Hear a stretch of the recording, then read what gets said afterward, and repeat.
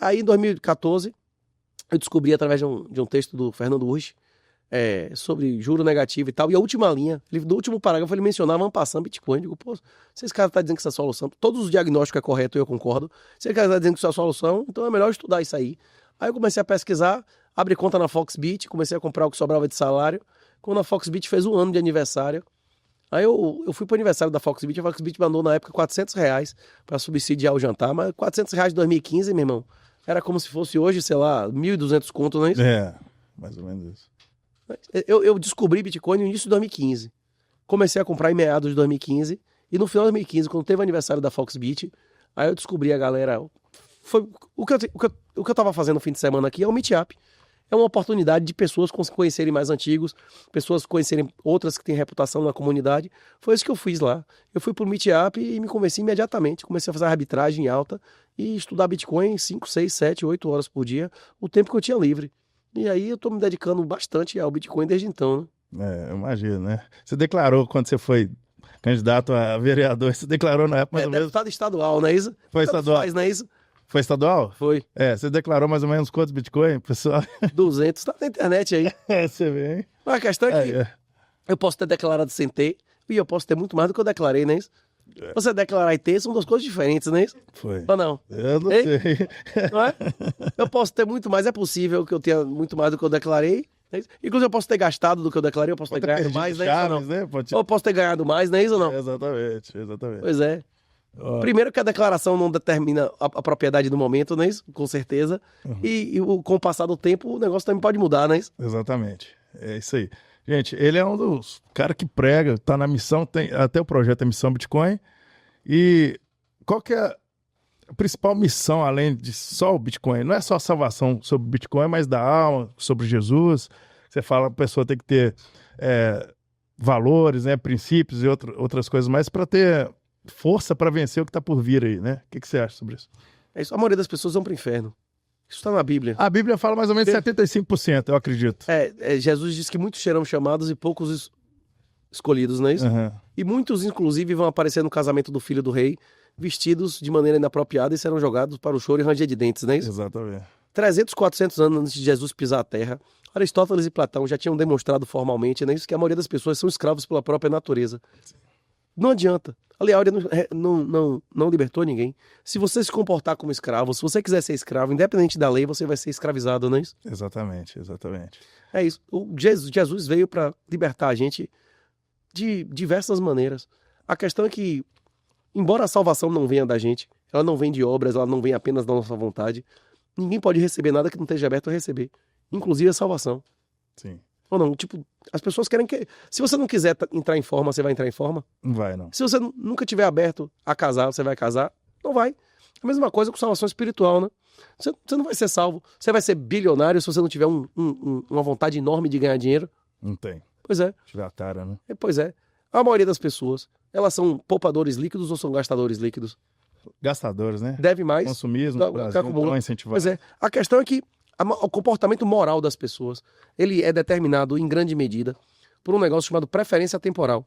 Isso é mais determinante na felicidade e no sucesso das pessoas do que a própria inteligência. Sim.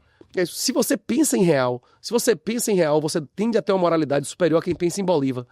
Porque você consegue guardar o real no bolso e no mês seguinte fazer uma refeição com o dinheiro que comprava a refeição no mês anterior. Em Bolívar não dá, não é isso? Não dá, não. Pois é, em Cruzeiro não dava. Quanto pior o tipo de moeda que você recebe, você vai ser mais consumista, mais imediatista e vai renunciar menos o presente para ter uma coisa melhor no futuro, não é isso? Sim. Uma pessoa que não é capaz de renunciar ao presente pelo futuro, ele consegue ter uma religião? Consegue ter um casamento, uma reputação? Não consegue, não. Pois é. O que a gente chama de nobreza é a preferência temporal. E ela é determinada, em grande medida, em agregado, não em uma pessoa específica, mas na população, pelo tipo de moeda e a qualidade da moeda que essas pessoas usam. Por isso, inclusive, que a gente demonstra no livro aqui, ó, Bitcoin Red Pill, que tem de graça na internet quem tiver interesse. De graça na internet. Você bota aí, tem ditado Você disse que assistiu no L de Liberdade ditado, não é isso? Foi. O livro explica detalhadamente esse processo, inclusive como o ápice moral da humanidade foi no Gold Standard, e nós acreditamos que nesse século, nas próximas décadas, o mundo vai passar por um renascimento maior do que o renascimento medieval, em termos tecnológicos, morais, materiais. Só que como o renascimento medieval, isso vai depender de morrer um montão de gente como morreu na peste negra antes do Renascimento, não é isso? Foi. Nós seremos perseguidos, como Jesus diz, né? Vocês serão perseguidos, mortos e presos em meu nome, não é isso? Eu acho que é mais. Mas ele nunca Foi disse 70 roubado. milhões de pessoas. Como? Mais ou menos. A peste negra, né? No século IV. Foi 70 Rapaz, teve várias vezes que a peste negra arrepiou, viu? Inclusive no século VI e tal. Não teve a grande peste negra, mas a peste bubônica teve várias vezes que matou um monte de gente, viu? Foi. Como varíola. Chegava a varíola e matava um terço da população e depois acabava, Mas né? o projeto de redução populacional e a Agenda 2030 aí, eles pretendem, né? Estava escrito até nas Pedras Guias do estado da Geórgia, né? Os mandamentos para eliminação populacional. Você não precisa matar ninguém, não. Eles já castraram a maior parte da população. Você tem quantos filhos, Garanhão? Eu não tenho nenhum. Pois é. Seu pai tinha quantos filhos com sua idade e seu avô, não é isso? Meu pai tinha 4 já. E seu avô? Nem se fala, não é isso? Mais de 8. Pois é. Eles já estão conseguindo fazer isso com a gente. A maneira, inclusive, uma das maneiras mais... Engenharia social. E dinheiro. Juro negativo. Como é que o cara sustenta 4 filhos, rapaz, hoje em dia? O cara consegue acumular riqueza, o cara consegue... bote na internet aí, what the fuck happened in 1971, o que caralho que aconteceu em 1971.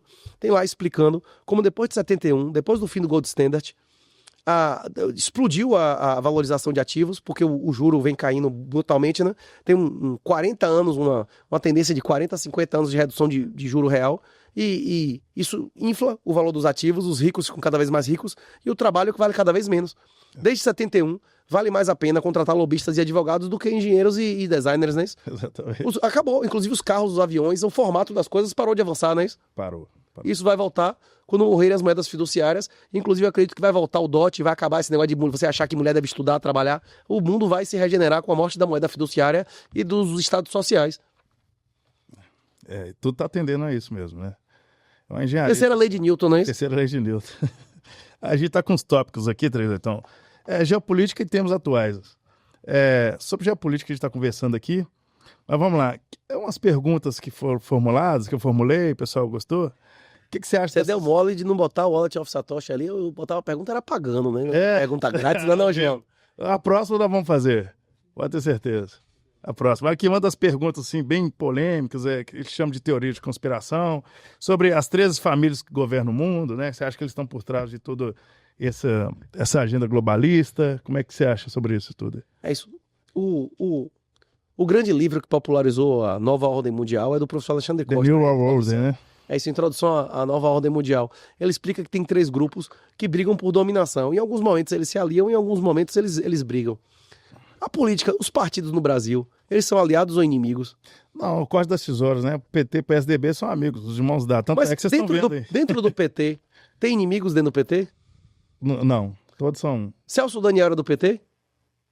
Era do PT. Quem cortou ele era do PT ou era de outro partido? Mas quando ele foi delatar, sei lá, Pois é, não é isso? com ele. Ninguém matou mais comunista que comunista. Exatamente. Ninguém matou mais islâmico que islâmico, não é isso? Pois é. No período militar aí, que eles chamam de ditadura militar, foi exatamente eles que se mataram pra caramba. Justiciamento. Justiciamento que chamava. Tanto é que Não, os militares... Inclusive a política oficial era mentir na tortura, que se você dissesse que não foi torturado, tu colaborou, não é isso? Exatamente. Mas E morria. O erro dos militares, pra mim, eu não posso falar isso, o erro dos militares pra mim na época, né, foi de dar anistia pra esse povo e deixar eles aí, que eles voltaram depois e tomaram o poder, né, pegaram o caminho do poder. O regime militar era um regime de extrema esquerda. O regime Muito militar, esquerdista ali. as políticas econômicas eram 100% de esquerda. As políticas econômicas atuais de Lula lembram em grande medida as medidas do regime militar. Teve um país, numa época, do mesmo jeito que quando o Bolsonaro entrou o Bukele, e o Bukele mostrou ao Bolsonaro como se podia fazer desnazificação. Em 65, entre 64 e 65, houve também um processo de desnazificação na Indonésia. Você já ouviu falar? Já ouvi falar. Morreram 500 mil de pessoas em 120 dias. Depois, mais 500 mil de pessoas foram julgadas. Quem admitisse os crimes perdia a cidadania embora, quem desse testa morria. E os parentes até 4º grau dessa galera, sócios, empregadores e cônjuges, perdiam os direitos políticos eternamente. Essa medida não valeu, não. Em 98 eles mudaram de ideia. Mas lá nunca mais houve ameaça comunista, não é isso? O quê? O quê? O quê? Exatamente. O quê? Eu não vou dizer se é certo ou errado, mas aconteceu. Pesquisei o que aconteceu na Indonésia em 65, não é isso? Não, ele não tá dizendo se é certo ou errado. Eu só tô dizendo que aconteceu e que acabou o negócio. A ameaça comunista lá acabou, não é isso ou não? Não existe mais, não. Realmente eu acho assim. O islâmico sabe como tratar o comunista, não é isso? O comunista sabe como tratar o islâmico, não é isso? Não tinha um negócio lá que eles botavam lá na Europa? os islâmicos sabem como tratar as mulheres, né? Isso o pessoal não podia reclamar que se discriminasse. Se ele dissesse que discriminava a mulher, tava discriminando o islâmico, né? Exatamente. Pois é, talvez, né? Isso eu não tenho certeza, não, mas talvez os islâmicos sabem como tratar os comunistas e os comunistas sabem como tratar os islâmicos, não é isso? É uma guerra pesada. É uma guerra pesada. É igual o Hitler, né? Quando Lá na China, lá, os comunistas lá também. em Xinjiang, lá os islâmicos são bem tratados, não é isso ou não? Nossa Senhora.